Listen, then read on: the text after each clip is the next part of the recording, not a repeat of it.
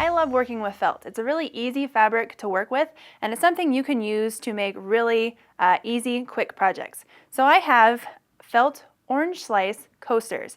They're little coasters that look like orange slices, but you can obviously make them out of any color. I have 4 sets of 4 coasters in 4 different colors, and I made these all in a couple hours. So they really come together pretty quick and easy, and I'm going to show you how to do that.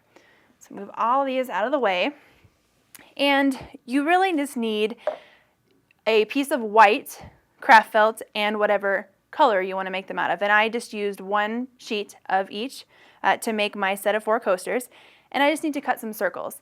And I didn't want to try and draw my circle. I thought it would be way easier to just trace a cup. So I went and just found any size cup. It can be, you know, the cup you're going to use your coasters for. It can be a coffee cup, anything that has a circle. And I just laid it on my felt and I traced it. And I am not worried about the type of pen I'm using or if it's removable or anything like that. I just want to make a line that I can see to cut. So then I'm just going to take my scissors and I'm going to cut out my circle. And what I want to do is, since I have white felt and I just used a blue pen, I want to try and cut off that ink. So I'm coming around my circle and making it so once I have my finished circle that I've cut, I don't see any of my ink. So here I have my blue ink and I've cut it off, and that's my circle.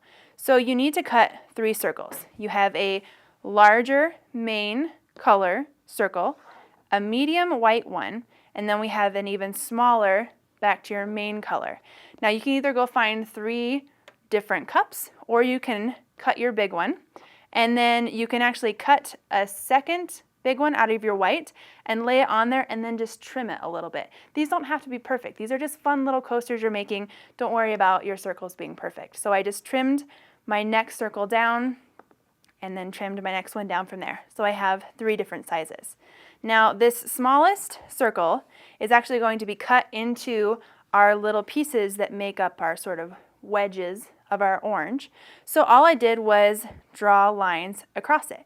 And you don't even have to draw the lines. If you just want to cut it in half, then in half again, and in half again, you can do that as well. So I'm just cutting, again, my circle in half, cutting that section in half, and cutting that section once again in half. And I'm just going to do that until I have enough little sections to make up my orange slice. And you'll need 6 of these little pieces for each coaster. So that actually gives you 8, so you'll have more than you need, but if you're going to make a set of them, you can use it on your next one. So now I'm going to take my little pieces and just arrange them on my coaster. And I'm going to start by going across from each other, and then I will sort of evenly space 2 little guys in here, put 2 more over here. And now you can see here on this one, if you look really close, this is the one I drew my lines. I didn't just free cut it, so you can see I still have a little bit of pen mark on that. I just want to make sure that that goes to the back. So if you do still see any of your pen marks, just put them to the back, and then you won't have to worry about them at all. And there's my little orange slice. And so I'm going to sew these, and it's a lot of little pieces. Felt does generally sort of stick to itself, so you don't always have to pin, but since we do have such little pieces, I am going to put pins in. And I'm actually going to put 1 little pin into each little segment of our slice here. And then I'm going to take it over and I'm going to sew it. Now you have several different options when you sew. I like to use a blanket stitch, and I'm going to sew all the way around the edge, and I'm going to use white thread, and I think that just looks kind of cute. You can see a little bit of the stitching, and I think it just adds to the project. You can decide that you want to do a straight stitch really close to the edge all the way around, or maybe you're on your way to a barbecue and you have to bring a gift or something, and you want this really quick project. You can make this a no-sew project. You could get kids involved and cut them out and use a little bit of glue and actually just glue them on. If you are going to use these maybe a lot during the summer and you think you might need to wash them, I would recommend sewing them down versus gluing them, just so they do hold up pretty good to use. So now it's all pinned and I'm ready to stitch it. So I have my machine set for just a standard blanket stitch, and I'm going to start by stitching one of my little segments down in place. And so all I'm going to do is go all the way around the outside edge with this blanket stitch. Now this is a pre-programmed stitch on my machine, and yours might be a little different, but in general your machine will do several straight stitches and then it will take a bite over into the actual shape that's being blanket stitched down. So in my case, it's going to do 3 straight stitches, and then on the 4th stitch, it's going to go over into that fabric. So while I'm doing this, I actually like to count my stitches so I know when it's going to move over, and I also know when I can turn the corner. So right now, I have done 3 straight stitches, and I'm right on the edge of my shape and I need to turn that corner. So I know that I want to just turn part of the way so my stitch onto my actual fabric will actually catch that colored fabric versus going off of the edge.